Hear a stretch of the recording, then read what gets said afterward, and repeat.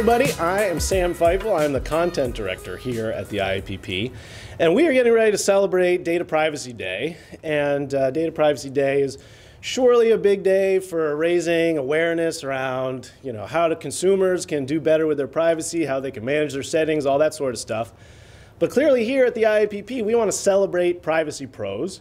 And who better to celebrate than the privacy pro at the Privacy Pro Association, which is none other than Rita Heimes here, DPO at the IAPP. How you doing, Rita? I'm doing well, Sam. Thanks for having me. Well, so it's big pressure is what I think all the time, right? Like, you're the DPO at some, company that uses data all the time. People expect they're a DPO. They expect it to, go this way and that way.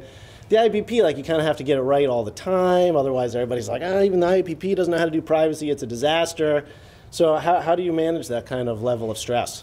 I see. Well, we keep a very open mind. We appreciate feedback from our customers.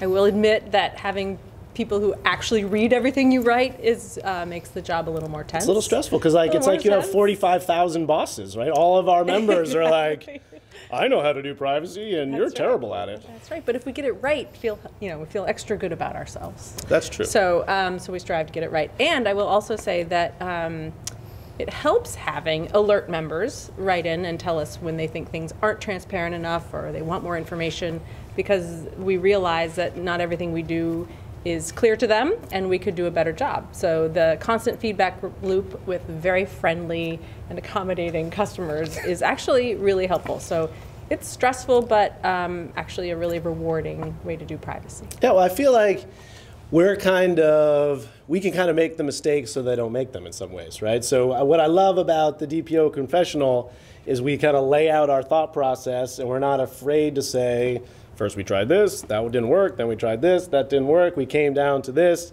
and that's what you see, and that lets all of our members, they don't have to show their dirty laundry because we just did. They can learn from our mistakes, and they can make better decisions for themselves. It's amazing how many comments we get along those lines. Like, I was just thinking about this, thank you so much. That must feel pretty good. Well, I would say that if I weren't so busy trying to do it right, I would write more, but so it is good. There's plenty to confess. Privacy is hard to nail. The laws itself are complicated, sometimes really confusing, like the California Consumer Protection Act. So knowing whether or not you've guessed what the regulator is thinking and have reflected that in your practices is virtually impossible. So it's, I think, hopefully a good thing that we can express the complexity honestly with our members and share, sort of be on the same side as them, because we also understand how hard the work is. But if there are nuggets of useful information, then that's a good thing. I think that is a good thing. And I also think your job is most reflective of the most of our members, right? So I think the privacy teams that sort of get the most press are Facebook, Google, Microsoft. They have big, giant teams of privacy professionals. I remember looking at our database. Microsoft has like 500 members with us, or some huge number. But that's not most of our customers. Yeah. Most of our customers have like one person or a half a person or something like that. You're not even our full-time DPO, not even close. You're like a general counsel and a director of research, and you have like 17 jobs.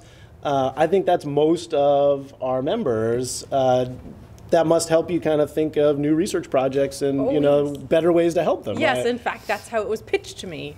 That you should become our privacy officer. It will make you better at all your other jobs. That's right. I'm sure some of you have heard this before. I bet that's a common pitch, yes. Here's where it is easier for us than it might be for others. Because our mission is privacy and promoting the privacy profession, everyone at the IAPP knows and cares about it. So when you talk to the marketing team or the sales team or anyone else about how we collect personal information and what we do with it, and the fact that we need to be more transparent or maybe even modify our practices, they're open-minded, they're accepting. Right. They might grumble, but it's always with a smile, and then everybody pitches right in. So it would be harder to do at an organization that was maybe less appreciative of the role of privacy.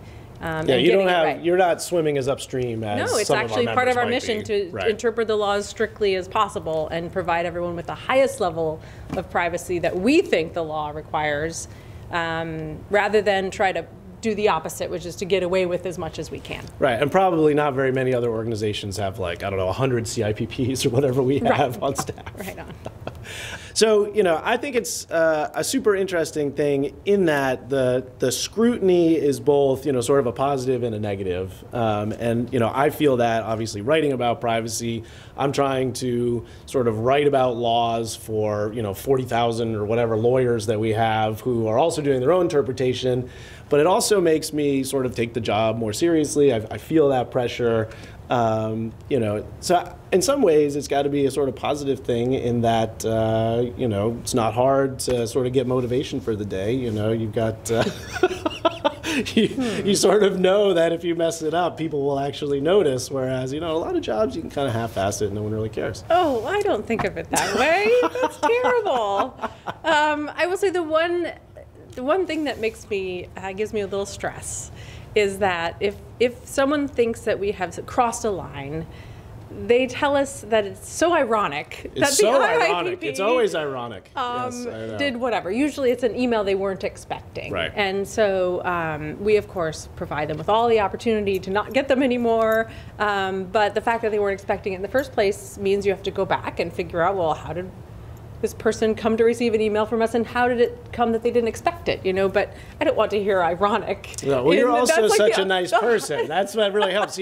So I'm sure you, as DPOs, are also very nice on Data Privacy Day, and we thank you for being members and for helping us celebrate Data Privacy Day. And thank you, Rita, for doing all that you do for the IAPP and being such a model DPO. I hope so. A model we DPO. should try. Thank you very much. Did you get DPO tattooed anywhere? Not yet. That's a great idea. I think you should. Yeah, all right, I'll work on that. Check that last box. All right.